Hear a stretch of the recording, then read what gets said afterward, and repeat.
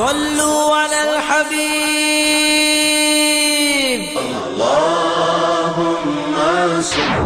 حضور صلی اللہ علیہ وسلم کو تو یقین تھا نا کہ میں اللہ کا نبی ہوں، میرا سٹیٹس کیا ہے۔ وَاعْلَمُوا أَنَّ فِيكُمْ رَسُولَ اللَّهِ۔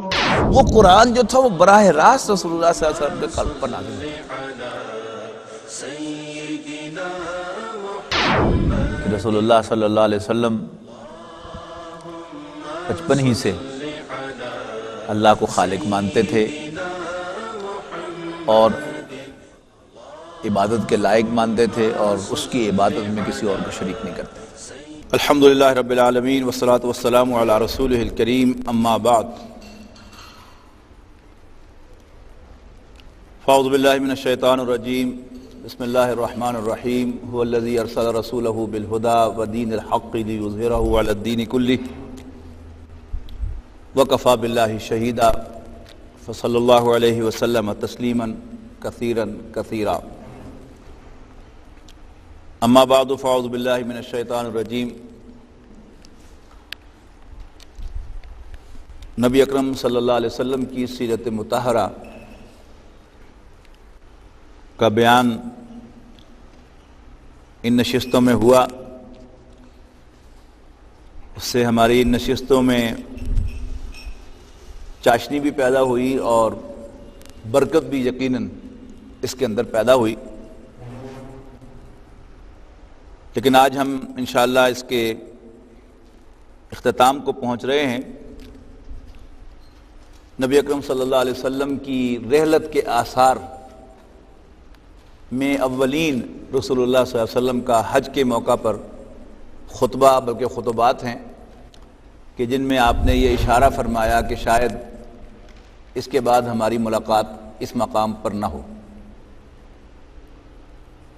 اور پھر وقتاً فوقتاً آپ کے خطبات میں وہ رنگ ہوتا تھا، اس کا میں نے پچھلی دفعہ حوالہ دیا تھا کہ حضرت عباس رضی اللہ تعالیٰ عنہ ارشاد فرماتے ہیں کہ نبی اکرم صلی اللہ علیہ وسلم نے ایک مرتبہ بڑا بلیغ واعظ فرمایا جس سے دل دہل گئے اور آنکھیں ڈب ڈبا گئیں۔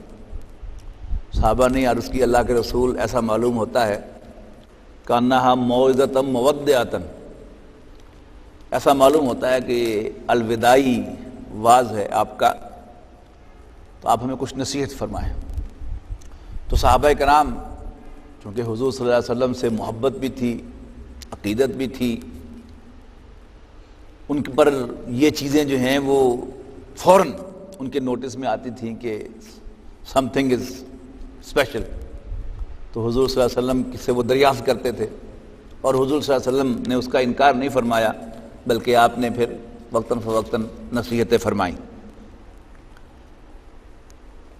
لیکن سن 10 ہجری کے رمضان میں نبی اکرم صلی اللہ علیہ وسلم نے 20 دن اعتکاف فرمایا۔ یہ نارملی اگر آپ مدینہ منورہ میں موجود ہوتے تھے تو آپ اعتکاف فرماتے تھے 10 دن آخری عشرے کا، لیکن سن 10 ہجری میں آپ نے 2 ہفتے کا اعتکاف فرمایا۔ اس کی بعض لوگ ایکسپلینیشن یہ دیتے ہیں کہ اس سے پچھلے رمضان میں چونکہ آپ مکہ مکرمہ میں موجود نہیں تھے لہٰذا آپ نے وہ اس کا یوں سمجھیے کہ قضا اعتکاف بھی فرمایا۔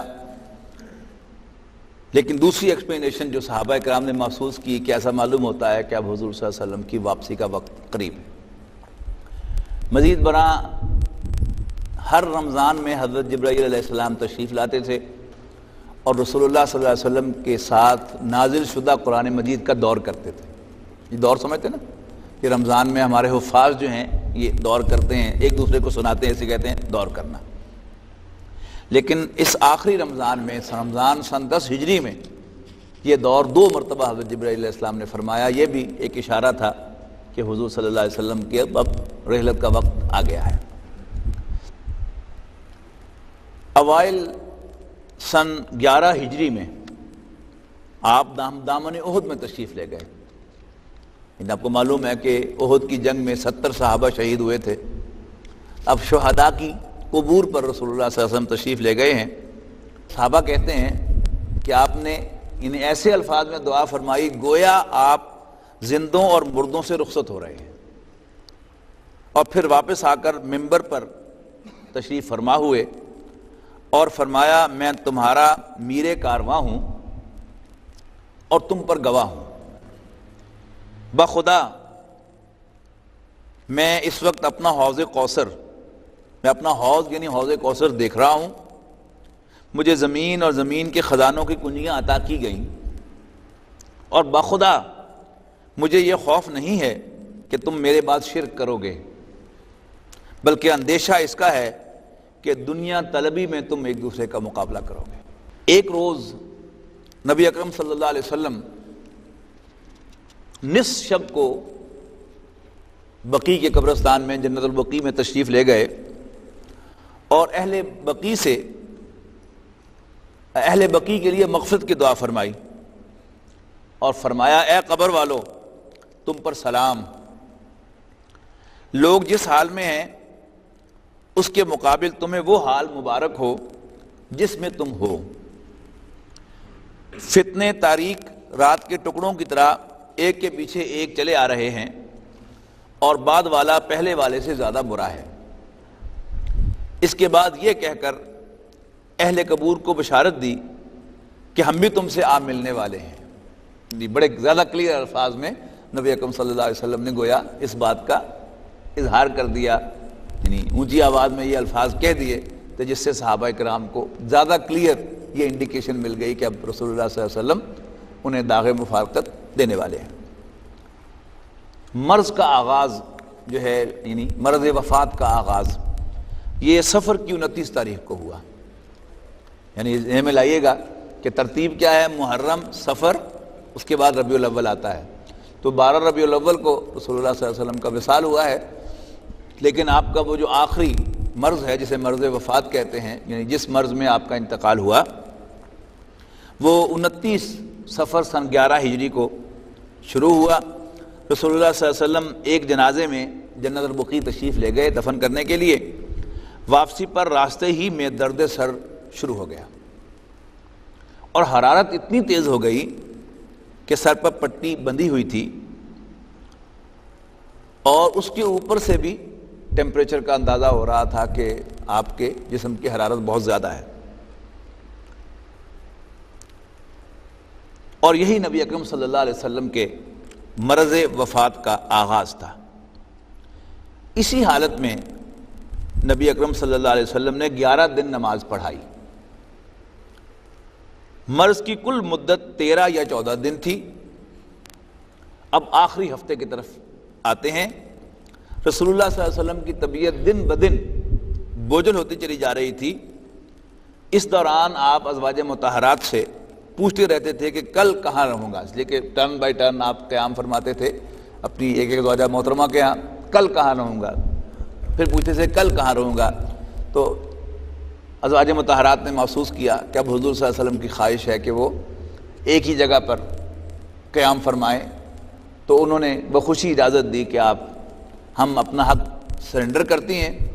لہذا نبی اکرم صلی اللہ علیہ وسلم نے حضرت عائشہ کے حجرے کا انتخاب فرمایا اور آپ نے آخری ایام اسی حجرے میں قیام فرمایا۔ منتقل ہوتے ہوئے یعنی اب رسول اللہ صلی اللہ علیہ وسلم کی طبیعت جو تھی وہ موومنٹ کے قابل نہیں تھی۔ یہ نوٹ کرنے کی بات ہے کہ حضرت فضل بن عباس اور حضرت علی ابن طالب رضی اللہ تعالیٰ عنہما کا سہارا لے کر آپ حضرت عائشہ کے مکان میں تشریف لائے اور اپنی حیات دنیاوی کا آخری ہفتہ آپ نے وہیں قیام فرمایا۔ حضرت عائشہ رضی اللہ عنہا معوذات اور رسول اللہ صلی اللہ علیہ وسلم سے حفظ کی دعائیں پڑھ کر آپ پر دم کرتی رہتی تھی، یعنی معوذتین یعنی اللہ تعالیٰ کی پناہ میں دینے کے لیے، اور برکت کی امید میں آپ کا ہاتھ آپ کے جسم مبارک پر اپنا ہاتھ آپ کے جسم مبارک پر پھیرتی رہتی تھی۔ وفات سے 5 دن پہلے بدھ کے روز نبی اکرم صلی اللہ علیہ وسلم کے جسم کی حرارت میں غیر معمولی اضافہ ہو گیا، جس کی وجہ سے نبی اکرم صلی اللہ علیہ وسلم کی تکلیف بھی بڑھ گئی اور غشی تک طاری ہو گئی۔ آپ نے جب ہوش آتی تو فرمایا کہ مجھ پر مختلف کنوؤں کے 7 مشکیزیں بہاؤ. تو حضور صلی اللہ علیہ وسلم کو ایک جار کے اندر بٹھا کر اوپر سے ڈھیروں پانی انڈیلا گیا، یہاں تک کہ نبی اکرم صلی اللہ علیہ وسلم نے فرمایا کہ بس کرو. اس وقت آپ نے کچھ تخفیف محسوس کی اور مشرق مغرب اور مسجد میں تشریف لے گئے. سر پر پٹی بندھی ہوئی تھی. آپ ممبر پر تشریف فرما ہوئے اور خطبہ ارشاد فرمایا. صحابہ کرام گرد جمع تھے. فرمایا یہود و نصارہ پر اللہ کی لعنت، اور کہ انہوں نے اپنے انبیاء کی قبروں کو مساجد بنایا، یعنی سجدہ گاہ بنایا، ان کو سجدہ کیا. ایک روایت میں ہے کہ آپ نے فرمایا یہود و نصارہ پر اللہ کی مار کہ انہوں نے اپنے انبیاء کی قبروں کو مسجد بنا لیا. آپ نے یہ بھی فرمایا تم لوگ میری قبر کو بت نہ بنانا اور اس کی پوجا نہ کی جائے. پھر اپنے آپ کو آپ نے قصاص کے لیے پیش کیا کہ میں نے کسی کی پیٹھ پر کوڑا مارا ہو تو وہ میری پیٹھ پر بھی کوڑا مار لے، حاضر ہے، مجھ سے بدلہ لے لے. اور کسی کی بے آبروئی کی ہو تو وہ بھی آج میری بے آبروئی کر لے. سبحان اللہ. یعنی بیونڈ امیجینیشن ہے یہ چیز کہ سید الاولین والآخرین وہ بھی اپنے آپ کو پیش کر دیں کہ جی میں کسی کا بوجھ اپنے سر پر لے کے جانا نہیں چاہتا. اور یہ اس کا براہ راست تعلق ہے ایمان بالآخرت کے ساتھ، کہ اگر کسی انسان کو یقین ہو کہ پیشی ہونی ہے اور میں لے کر کسی کا حق بھاگ نہیں سکتا، سونر اور later I have to pay back. کسی پر زیادتی کی ہے تو مجھ سے وصول کی جائے گی آج یا کل. دین ہی ہیز دا چوائس کہ طے کر لے کہ ابھی دے دوں یا قیامت کے دن دے دوں گا. تو ظاہر بات ہے کہ ادنا سے ادنا ایمان رکھنے والے کا بھی جو چوائس ہوگا وہ کیا ہوگا؟ پیغون اللہ. تو رسول اللہ صلی اللہ علیہ وسلم سے بڑھ کر کس کو یقین تھا کہ قیامت آنے والی ہے اور حساب کتاب ہونا ہے. لہذا رسول اللہ صلی اللہ علیہ وسلم نے اپنے آپ کو لوگوں کے سامنے پیش فرمایا. ایک شخص نے کہا کہ آپ کے ذمے میرے 3 درہم باقی ہیں. آپ نے فضل بن عباس سے فرمایا انہیں ادا کر دو.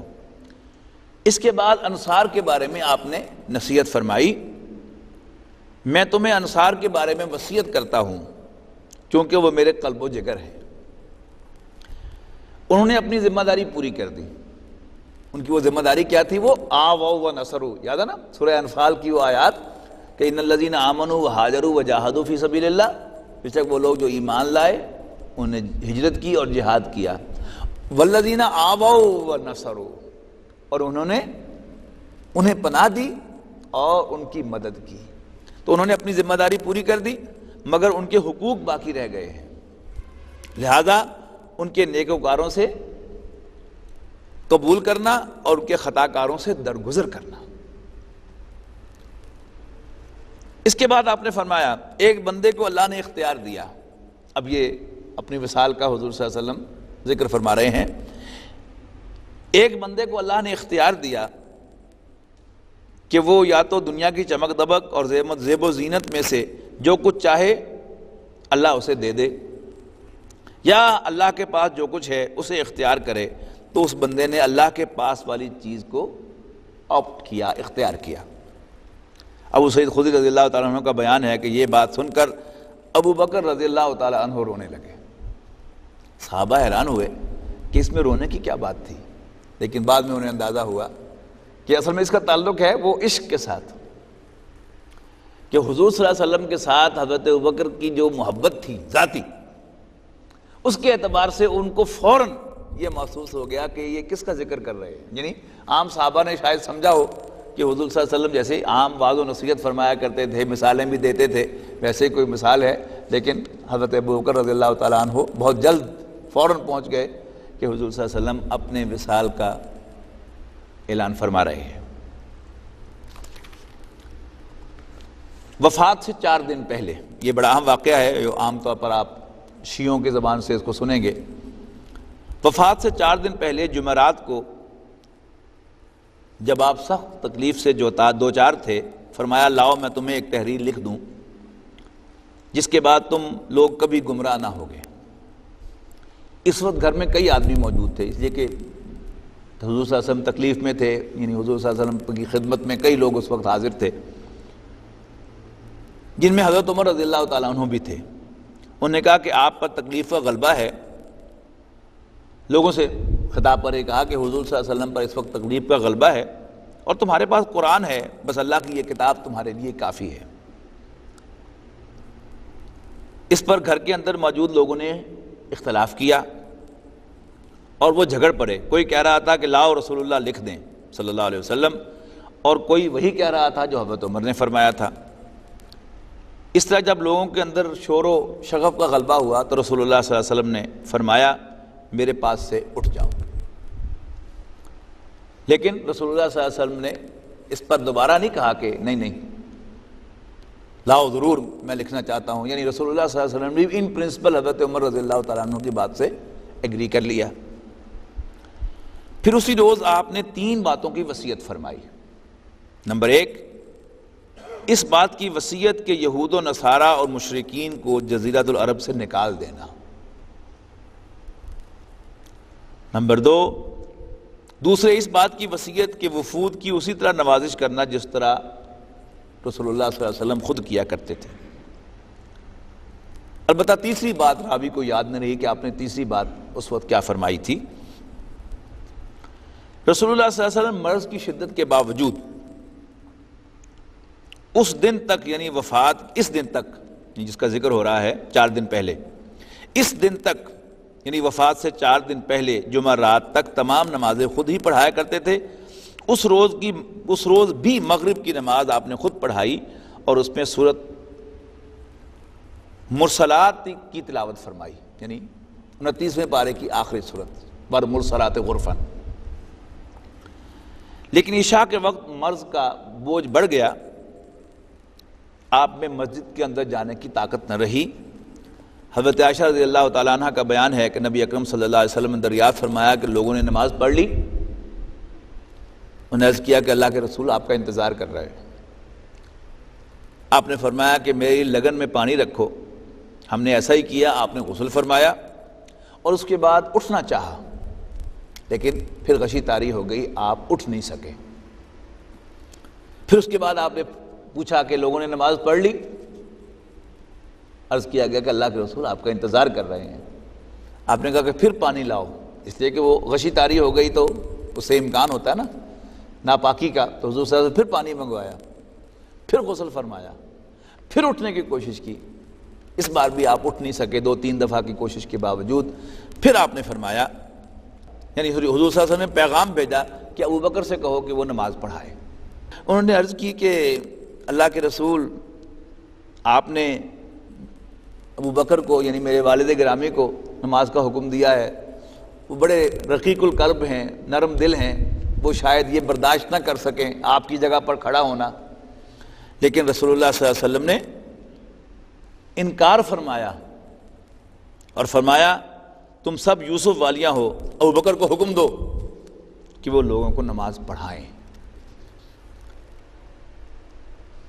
ہفتہ یا اتوار کو نبی اکرم صلی اللہ علیہ وسلم نے اپنی طبیعت میں قدر تخفیف محسوس کی، چنانچہ 2 آدمیوں کا سہارا لے کر آپ ظہر کی نماز کے لیے تشریف لائے۔ اس وقت حضرت ابوبکر رضی اللہ تعالیٰ عنہ نماز پڑھا رہے تھے۔ آپ کو دیکھ کر پیچھے ہٹنے لگے، آپ نے اشارہ فرمایا کہ وہ پیچھے نہ ہٹیں اور لانے والوں سے فرمایا کہ مجھے ان کے بازو میں بٹھا دو۔ چنانچہ آپ کو ابوبکر رضی اللہ تعالیٰ عنہ کے بائیں بٹھا دیا گیا۔ یعنی اصول کیا ہے کہ اگر ایک امام اور ایک مقتدی ہو تو امام جو ہے وہ لیفٹ پہ ہوتا ہے اور مقتدی اس کے دائیں پہ ہوتا ہے۔ یعنی حضور صلی اللہ علیہ وسلم کی موومنٹ کو حضرت ابوبکر صدیق فالو کر کے اونچی آواز میں پچھلوں کو ڈائریکٹ کرتے تھے۔ یعنی اصل امامت حضور صلی اللہ علیہ وسلم کی ہو گئی، لیکن حضرت ابوبکر کی حیثیت گویا مکبر کی ہو گئی کہ وہ اونچی آواز میں پھر اس کو آگے باقی صحابہ کی طرف کنوے کر دیتے تھے۔ ایک دن پہلے یعنی اتوار کے روز نبی اکرم صلی اللہ علیہ وسلم نے اپنے تمام غلاموں کو آزاد فرما دیا. آپ کی پوزیشن میں 7 دینار تھے، انہیں صدقہ کر دیا. اپنے ہتھیار مسلمانوں کو ہبہ فرما دیے. رات میں چراغ جلانے کے لیے حضرت عائشہ رضی اللہ تعالی عنہا نے تیل پڑوسن سے ادھار لیا. آپ کی ذرا ایک یہودی کے پاس 3 سا کے عوض رہن رکھی ہوئی تھی. حیات مبارکہ کا آخری دن حضرت انس رضی اللہ تعالیٰ عنہ کا بیان ہے کہ سوموار کے روز مسلمان فجر کی نماز میں مصروف تھے اور حضرت ابوبکر امامت فرما رہے تھے کہ اچانک رسول اللہ صلی اللہ علیہ وسلم نے حضرت عائشہ رضی اللہ تعالیٰ عنہ کے حجرے کا پردہ اٹھایا اور صحابہ کرام جو صفے باندھے نماز میں مصروف تھے نظر ڈالی، پھر تبسم فرمایا. اور ادھر حضرت ابوبکر کو محسوس ہوا کہ حضور صلی اللہ علیہ وسلم نے پردہ اٹھایا ہے تو وہ فوراً اپنی ایڑیوں کے بل پیچھے ہٹنے لگے، لیکن رسول اللہ صلی اللہ علیہ وسلم نے انہیں منع فرمایا اور حضرت ابوبکر ہی نے وہ نماز مکمل فرمائی. پھر آپ حجرے میں تشریف لے گئے اور پردہ گرا لیا. اس کے بعد کسی اور نماز کا وقت رسول اللہ صلی اللہ علیہ وسلم پر نہیں آیا، یعنی ظہر سے پہلے اس روایت کے مطابق ان کا انتقال ہوا. دن چڑھے چاشت کے وقت آپ نے اپنی صاحبزادی حضرت فاطمہ رضی اللہ تعالیٰ عنہ کا بلایا اور ان سے سرگوشی کی. یہ مشہور واقعہ ہے. وہ رو پڑی، پھر آپ نے دوبارہ سرگوشی فرمائی اور پھر اس پر وہ خوش ہو گئیں. وہ کیا تھا بعد میں جو اس کا پردہ اٹھا تو یہ تھا کہ حضور نے فرمایا کہ بس میں رخصت ہونے والا ہوں. وہ رو پڑیں تو آپ نے پھر بعد میں ارشاد فرمایا کہ تم جلد مجھ سے ملو گی. اس پر وہ خوش ہو گئیں اور ایسا ہی ہوا کہ حضور صلی اللہ علیہ وسلم کے وصال کے چند ماہ بعد ہی حضرت فاطمہ رضی اللہ تعالیٰ عنہ بھی اللہ کو پیاری ہو گئی. نبی اکرم صلی اللہ علیہ وسلم پر جو آخری کیفیت ہے اس کے بیان میں وہ یہ ہے کہ حضور صلی اللہ علیہ وسلم پر نزع کی کیفیت شروع ہو گئی. حضرت عائشہ رضی اللہ عنہا نے آپ کی اپنے اوپر ٹیک لگوا دی. ان کا بیان ہے کہ اللہ کی ایک نعمت مجھ پر یہ ہے کہ رسول اللہ صلی اللہ علیہ وسلم نے میرے گھر میں میری باری کے دن میرے سینے سے ٹیک لگا کر وفات پائی، رحلت فرمائی. اور آپ کی موت کے وقت اللہ نے میرا لعاب اور رسول اللہ صلی اللہ علیہ وسلم کا لعاب اکٹھا کر دیا. یعنی جب منہ خشک ہو رہا تھا تو حضور صلی اللہ علیہ وسلم نے فرمایا کہ میرے منہ کو تر کرو، تو حضرت عائشہ رضی اللہ تعالی عنہا نے حضور صلی اللہ علیہ وسلم کے حکم کی تعمیل میں حضور صلی اللہ علیہ وسلم کے منہ کو تر کیا. اور اس کے بعد اللہم فی الرفیق الاعلیٰ کہتے ہوئے رسول اللہ صلی اللہ علیہ وسلم اس دنیا سے رخصت ہوئے. اور کہنے کو ایک اعتبار سے دیکھا جائے تو یہ انسانیت کا ایک بہت بڑا نقصان تھا. رسول اللہ صلی اللہ علیہ وسلم کی پیدائش انسانیت کے لیے رحمت تھی، لیکن حقیقت یہ ہے کہ نوع انسانی کو رسول اللہ صلی اللہ علیہ وسلم کی ضرورت تھی، ضرورت ہے اور ضرورت رہے گی. لیکن اللہ تعالیٰ کا اپنا فیصلہ ہے اور اللہ تعالیٰ حکیم بھی ہے اور خبیر بھی، علیم بھی، حکمت والا ہے، دانا ہے، ہر چیز کی خبر ہے، ہر چیز کا علم رکھنے والا ہے. اللہ تعالیٰ کی حکمت بہرحال یہی تھی کہ رسول اللہ صلی اللہ علیہ وسلم کو یعنی شمسی کیلنڈر کے اعتبار سے 61+ اور قمری کیلنڈر کے اعتبار سے 63 ایئرز پر اس دنیا سے واپس بلا لے. کیا کیا حکمتیں ہیں وی ہیو نو آئیڈیا، لیکن نبی اکرم صلی اللہ علیہ وسلم امت مسلمہ کو، امت کو وہ سب کچھ دے کر گئے تھے جس کی اس امت کو ضرورت تھی. اور آپ نے اپنے آخری خطبات میں بڑے واضح الفاظ میں یہ فرما دیا کہ جو شخص میرے بعد زندہ رہے گا وہ بہت سے اختلاف دیکھے گا، لہٰذا میں تمہیں 2 چیزیں چھوڑ کے جا رہا ہوں، تم اپنی داڑھوں کے ساتھ اس کو پکڑ لو. یعنی پچھلی داڑھیں جو ہیں انہیں نواجس کہتے ہیں، عضوا علیہا بالنواجس، کہ تم اپنی داڑھوں کے ساتھ اس کو مضبوطی سے پکڑ لینا، یعنی کبھی بھی انہیں چھوڑنا نہ، ان کی ہولڈ بڑی مضبوط رکھنا. ایک کتاب اللہ اور دوسرا اس میں 2 روایات ہیں. شیعہ جن روایات کو سامنے لاتے ہیں ان میں اطرتی کا ذکر ہے اور میرے گھر والے. اور اہل سنت جن روایات کو قوی سمجھتے ہیں ان میں سنتی ہے، سنتی و سنت الخلفاء الراشدین، یعنی تم اللہ کی کتاب اور میری سنت کو تھام کے رکھنا۔ اور دوسری روایات سے مزید اس کی تاکید ملتی ہے، فعلیکم بسنتی و سنت الخلفاء الراشدین المہدیین، لہذا تم پر میری سنت اور میرے خلفاء راشدین کی سنت کا اتباع ضروری ہے۔ عضوا علیہا بالنواجذ، تم اپنی داڑھوں کے ساتھ اسے مضبوطی سے تھام کر رکھو۔ یعنی ایسی ہی احادیث کی بنیاد پر یعنی اہل سنت والجماعت نے یعنی قرآن مجید، حضور صلی اللہ علیہ وسلم کی سنت اور خلفاء راشدین کی سنت کو دین کے اندر حجت قرار دیا ہے۔ یعنی جو چار سوال شمار ہوتی ہیں سورسز اہل سنت والجماعت کے نزدیک، یہ چاروں ائمہ جو ہیں فقہ کے، یہ سارے اہل سنت والجماعت کے ائمہ ہیں، امام شافعی، امام مالک، امام حنیفہ اور امام احمد بن حنبل۔ یہ تمام جو ہیں یہ اجماع صحابہ کو، یعنی خلفاء راشدین کے دور میں جن چیزوں پر صحابہ کرام نے ایگری کیا، یعنی گویا صحابہ کا کنسنسس ہوا، اس کو وہ دین میں حجت قرار دیتے ہیں۔ اسی سے ان کا جو ٹائٹل ہے اہل سنت والجماعت ہے۔ جبکہ ہمارے یہاں اہل حدیث حضرات جو ہیں وہ جو اپنے آپ کو سلفی ہونے کا دعویٰ کرتے ہیں، ان کا سلفی ہونے کا مطلب یہ ہے کہ ویل گو بیک ٹو رسول اللہ صلی اللہ علیہ وسلم۔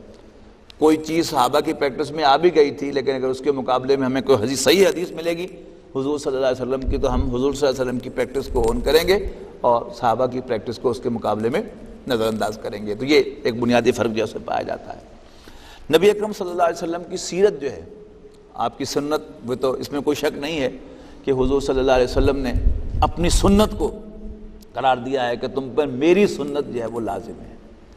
لیکن ایک بڑا اہم مسئلہ یہ ہے کہ حضور صلی اللہ علیہ وسلم کی سنت سے مراد کیا ہے۔ یعنی بالعموم جب بھی سنت کا ذکر آتا ہے تو سنت سے مراد جو ہے وہ حضور صلی اللہ علیہ وسلم کی انفرادی زندگی کی، جو ذاتی زندگی کے جو معمولات ہیں انہیں سنت سے تعبیر کیا جاتا ہے، یا عبادات کے اندر جو حضور صلی اللہ علیہ وسلم کی پریکٹسز ہیں انہیں سنت کے ہیڈنگ میں لایا جاتا ہے۔ جبکہ حقیقت یہ ہے کہ سنت کے معنی کیا ہے؟ طریقہ، سنتی مائی وے آف لائف۔ تو اس کے اعتبار سے حضور صلی اللہ علیہ وسلم کی سنت جو ہے اس سے مراد صرف حضور صلی اللہ علیہ وسلم کی انفرادی زندگی کے معمولات یا عبادات کے اندر آپ کی پریکٹسز مراد نہیں ہیں، بلکہ آپ کی پوری زندگی in totality is one unit مراد ہے۔ اب حضور صلی اللہ علیہ وسلم کی وہ جو پوری زندگی ہے، اگر ہم اس کا حساب لگاتے ہیں تو حضور صلی اللہ علیہ وسلم کی وحی کے آغاز کے بعد کی زندگی کل 23 سال ہے قمری کیلنڈر کے اعتبار سے، اور 21 سال بنے گی، بلکہ اس سے بھی شاید کم ہی بنے گی سولر کیلنڈر کے اعتبار سے۔ تو اب وہ جو 23 سال ہیں، 23 قمری سال رسول اللہ صلی اللہ علیہ وسلم کو کھلایا جاتا ہے، بلکہ وہ ہے اصل میں آپ کی سنت بحیثیت مجموعی۔ اب اگر ہم اس میں کوئی کیلکولیشن کرنا چاہیں ریشو اور پروپورشن کو طے کرنے کے لیے کہ اس میں رسول اللہ صلی اللہ علیہ وسلم نے زیادہ کون سا کام کیا ہے، تو ہمیں اس کا ایک بڑا خوبصورت پروفائل جو ہے وہ مل جائے گا کہ پھر اس سنت میں what is more important and what is less important، یا what is more frequent and what is less frequent۔ یعنی یہ سب چیزیں آپ کو اس اوور آل پروفائل کے اندر ملیں گی۔ ان 23 سالوں میں آپ دن کیلکولیٹ کر لیں، وہ تو ہر سال کے 255 دن ہی بنیں گے، 355 دن ہی بنیں گے لونر کیلنڈر کے اعتبار سے۔ یعنی سولر کیلنڈر میں، شمسی کیلنڈر میں 365 دن ہے، تو شمسی کے مقابلے میں قمری کیلنڈر میں ہر سال 10 یا 11 دن کا فرق ہوتا ہے، تو کم و بیش 355 دن ہوں گے سال کے، اور دن کے گھنٹے جو ہے وہی 24 ہی ہوں گے۔ اب ان 24 گھنٹوں کا اگر آپ حساب لگائیں حضور صلی اللہ علیہ وسلم کی اس سیرت کی روشنی میں، جس کا ہم نے مطالعہ کیا ہے تفصیل کے ساتھ، قدر تفصیل کے ساتھ، تو ہم کیا دیکھیں گے کہ آپ کے دن کے معمولات میں آرام اور جو حوائج زندگی ہیں ان کو اگر آپ کیلکولیٹ کریں اس حضور کی سیرت کی روشنی میں اور جو احادیث میں پکچر آتی ہے اس کی روشنی میں، تو شاید وہ دن کے 5 گھنٹے سے زیادہ نہیں ہوگا۔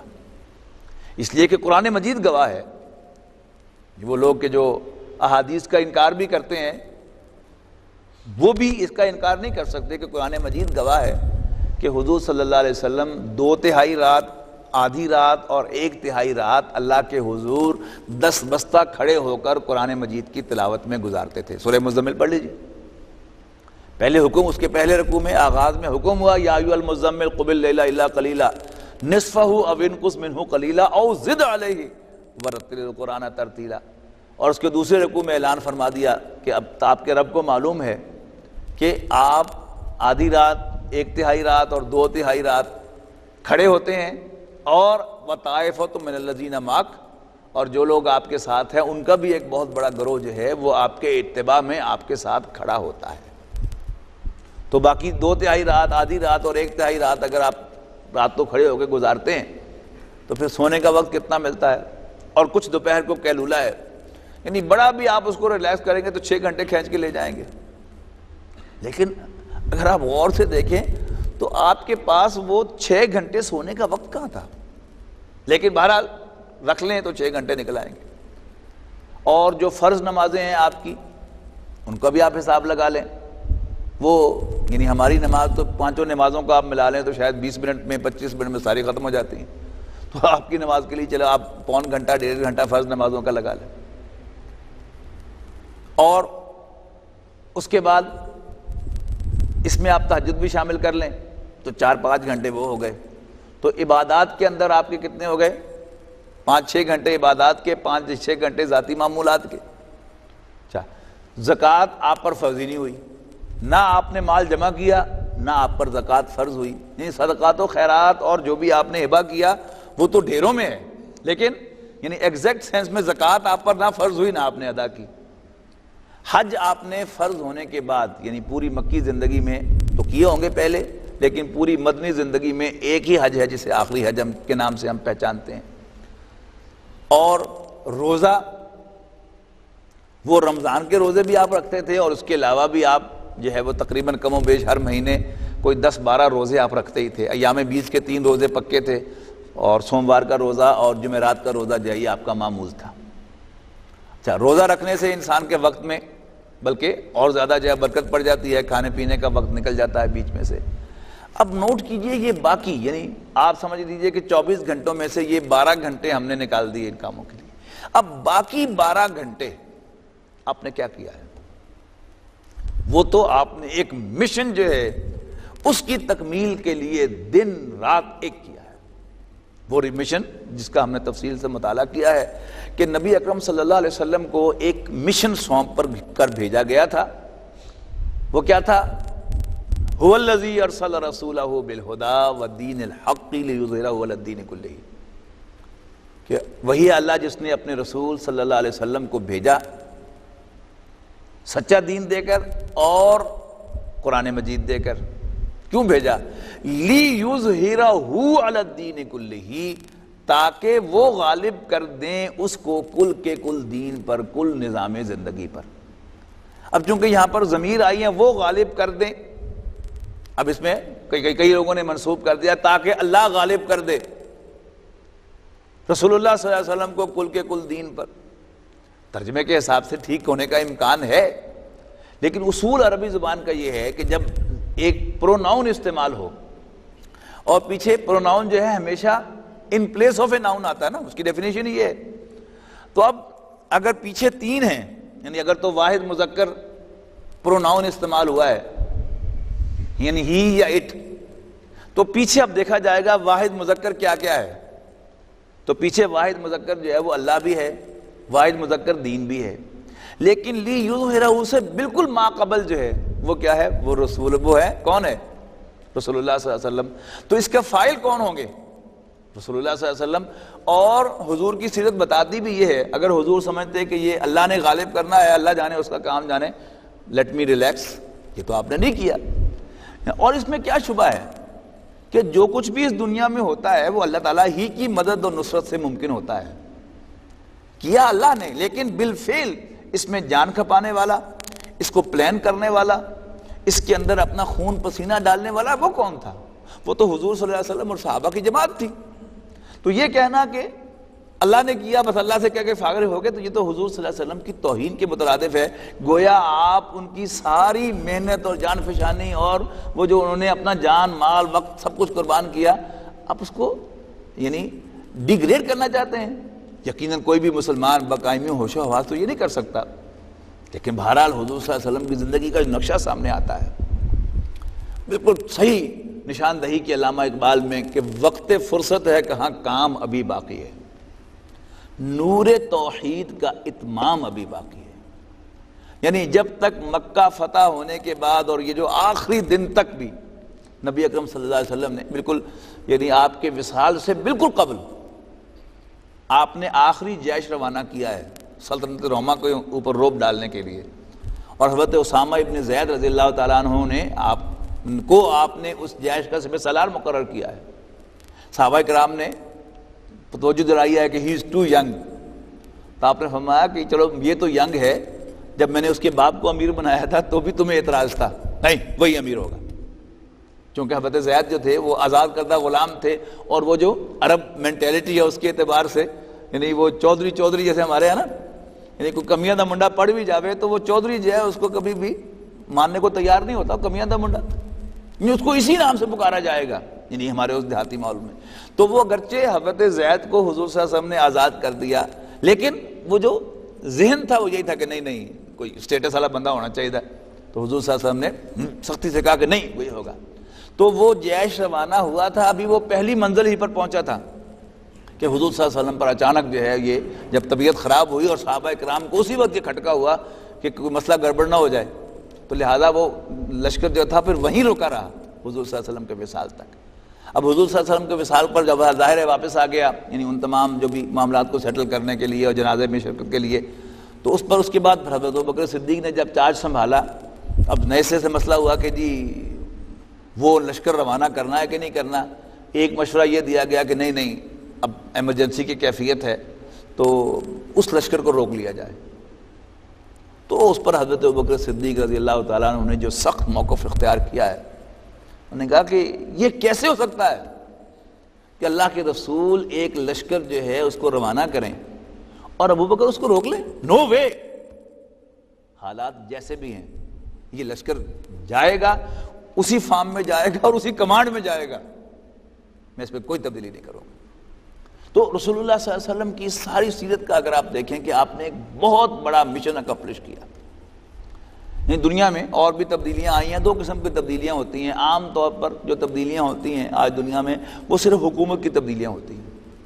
الیکشن ہوا، الیکشن کے نتیجے میں یعنی بڑے سے بڑے ڈیموکریٹک ملک میں دو بڑی پارٹیاں جو ہیں وہ اپنے مینیفیسٹو لے کے آتی ہیں. وہ مینیفیسٹوز کیا ہوتے ہیں؟ کانسٹیٹیوشن میں بھی کوئی چینج نہیں ہوتی، صرف ٹیکسز کا ہوتا ہے کہ ہم یہ ٹیکس جو ہے ختم کر دیں گے اور ہم ایسی یہ مراعات دیں گے. وہ کہتا ہے کہ جی ہم ایسا کریں گے، ہم یہ فیسلٹی دیں گے، اور کیا ہوتا ہے؟ کچھ بھی نہیں.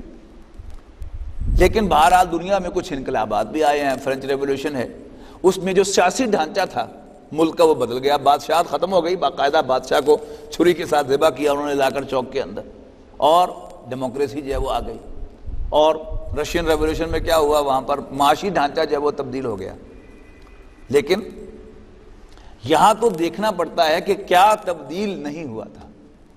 وہ جو مولانا حالی نے بڑی خوبصورت وہ نقشہ کشی کی ہے، اتر کر ہرا سے سوئے قوم آیا اور ایک نسخہ کیمیا ساتھ لایا، مس خام کو جس نے کندن بنایا، کھرا اور کھوٹا الگ کر دکھایا. عرب جس کے قدموں سے تھا جہل چھایا، پلٹتی بسی کان میں اس کی کایا. رہا ڈر نہ بیڑے کو موجے بلا کا، ادھر سے ادھر پھر گیا رخ ہوا کا. بڑی خوبصورت تحریر ہے محترم ڈاکٹر سعد احمد رحمہ اللہ کی. اس میں ان کے الفاظ بڑے خوبصورت ہیں کہ یہاں یہ بتانا مشکل ہے کہ کیا نہیں بدلا. ان کے دن بدلے، ان کی راتیں بدلیں، ان کے مشاغل بدلے، ان کی دلچسپیاں بدلیں، ان کے عقائد بدلے، ان کے نظریات بدلے، اور سو مچ سو کہ وہ جنہیں پہلے زندگی عزیز تھی اب انہیں موت عزیز ہو گئی. وہ جو غلاموں کی حقارت کی نگاہ سے دیکھتے تھے اب ان کے سیدنا غلام، سیدنا بلال کہہ کر پکارتے تھے حضرت عمر رضی اللہ تعالیٰ عنہ. تو ایوری تھنگ واز چینج. اس پر ڈاکٹر صاحب نے بلکہ یہ موقف اختیار کیا ہے کہ واقعتاً اگر تاریخ انسانی میں کسی بھی ایونٹ کو انقلاب قرار دیا جائے، ریولوشن، تو وہ صرف ایک ہے، اور وہ انقلاب ہے جو رسول اللہ صلی اللہ علیہ وسلم نے برپا کیا.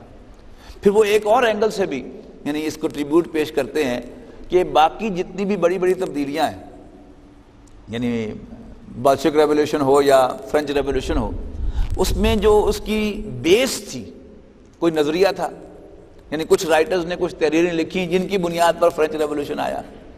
اسی طرح مارکس نے اور دوسرے رائٹرز نے کچھ کتابیں لکھی، مضامین لکھے جن کی بنیاد پر بلشوک ریولیوشن آیا. لیکن بالفعل کیا ہوا؟ نظریہ دینے والے اور اس کو روب عمل لانے والے اور. یہاں ایک بڑی دلچسپ بات ہے کہ رسول اللہ صلی اللہ علیہ وسلم ہی نے وہ ایمان کا نظریہ پیش کیا. رسول اللہ صلی اللہ علیہ وسلم نے بنفس نفیس اس کو پروپیگیٹ کیا. بنفس نفیس آپ نے اس کے لیے آرگنائزیشن بنائی.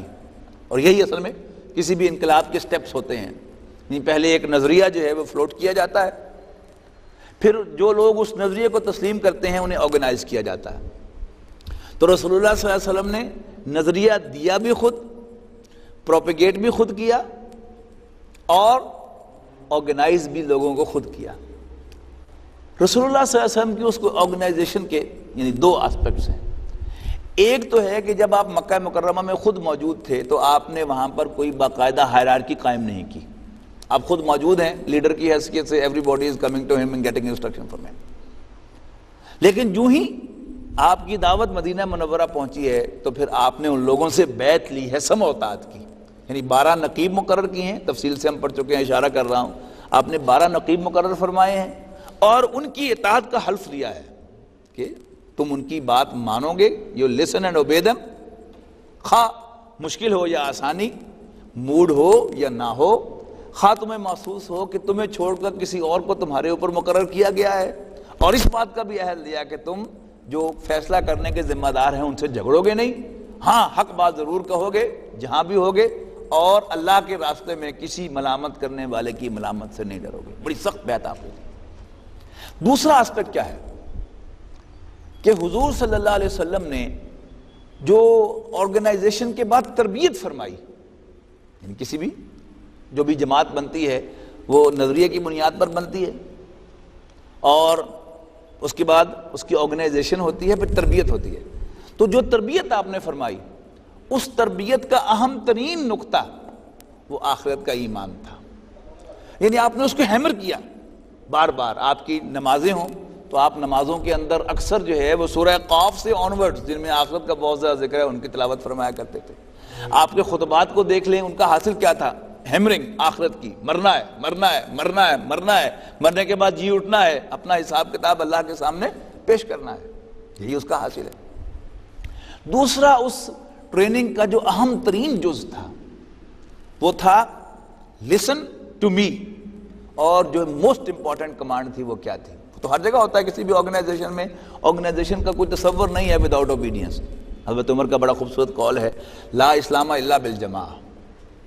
اسلام کا کوئی تصور نہیں آرگنائزیشن کے بغیر.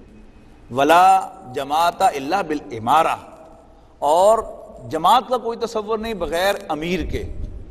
ولا امارۃ الا بالطاعہ، اور امیر کے کوئی معنی نہیں اگر اطاعت نہ ہو.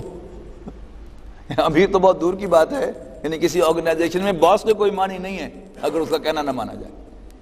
تو اطاعت. اور اس میں جو اہم ترین حکم تھا رسول اللہ صلی اللہ علیہ وسلم کا وہ کیا تھا؟ مار کھاؤ، ہاتھ نہ اٹھاؤ. Most important. یعنی حضور صلی اللہ علیہ وسلم کی سیرت کا جو اہم ترین میسج ہے اس انقلابی نقطہ نگاہ سے وہ یہی ہے. اس لیے ہم یہ دیکھتے ہیں کہ حضور صلی اللہ علیہ وسلم کو ذاتی طور پر بھی قرآن مجید میں بار بار صبر کی تلقین ہے، اور حضور صلی اللہ علیہ وسلم کی طرف سے صحابہ کو، یہاں تک کہ حضرت خباب رضی اللہ تعالیٰ عنہ کو جب دہتے ہوئے انگاروں پر لٹایا گیا اور پھر جب وہ اٹھے وہاں سے اور پھر حضور صلی اللہ علیہ وسلم کی خدمت میں حاضر ہوئے تو آپ نے فرمایا کہ صبر کرو. یعنی حضرت خباب نے آ کر عرض کی تھی کہ اللہ کے رسول حد ہو گئی ہے، اب دعا کیجئے کہ ان پر عذاب آ جائے. تو آپ ناراض ہو گئے. بڑا عجیب واقعہ یہ کہ آپ یعنی کعبے کی دیوار کے ساتھ بیٹھے تھے، اپنی چادر کو آپ نے سہارا بنایا ہوا تھا اور آپ اٹھ کر بیٹھ گئے. آپ نے فرمایا کہ خدا کی قسم تم جلدی مچا رہے ہو. تم سے پہلے تو یہ بھی ہوا کہ آروں کے ساتھ لوگوں کو چیر دیا گیا، تم جلدی مچا رہے ہو. ایک وقت آئے گا یہ سب حالات ٹھیک ہو جائیں گے. تو صبر کی تلقین. اور صحابہ کرام proved equal to the task کہ آپ کو کوئی اکا دکا واقعہ تو مل جائے گا. اور وہ واقعہ بھی جو بعض روایات کے اندر ہے کہ حضرت عبداللہ ابن مسعود نے ابو جہل کو تھپڑ مارا تھا تو حضور صلی اللہ علیہ وسلم نے سوشل بائیکاٹ کیا تھا ان کے ساتھ, یعنی مار کھاؤ ہاتھ نہ اٹھاؤ. اس سے آپ نے وہ سائلنٹ میجورٹی کے اندر وہ پیدا کیا اور اپنی آرگنائزیشن کو بچا لیا, اپنی پوری جماعت کو. اس لیے کہ جو جماعت سٹارٹ میں وائلنٹ ہو جاتی ہے پھر وہ کرش کر دی جاتی ہے. تو حضور صلی اللہ علیہ وسلم نے بڑی حکمت کے ساتھ اور دانائی کے ساتھ اللہ تعالیٰ کی انسٹرکشن کے مطابق اس کو بچا لیا. سیرت النبی کا جو ہمارا آبجیکٹو مطالعہ تھا وہ آج اللہ کے فضل کو ہم سے مکمل ہو گیا ہے. انشاءاللہ اگلی نشست میں ہم اس پر جو اوورآل ایک طائرانہ نظر ہے اور اس پر جو میز لیسن ہے ہمارے لیے اس کو انشاءاللہ ہم اگلی دفعہ پر پوسٹ پون کرتے ہیں. آخر دعوانا الحمدللہ رب العالمین. صلوا علی الحبیب. اللهم صل على سيدنا محمد. اللهم صل على سيدنا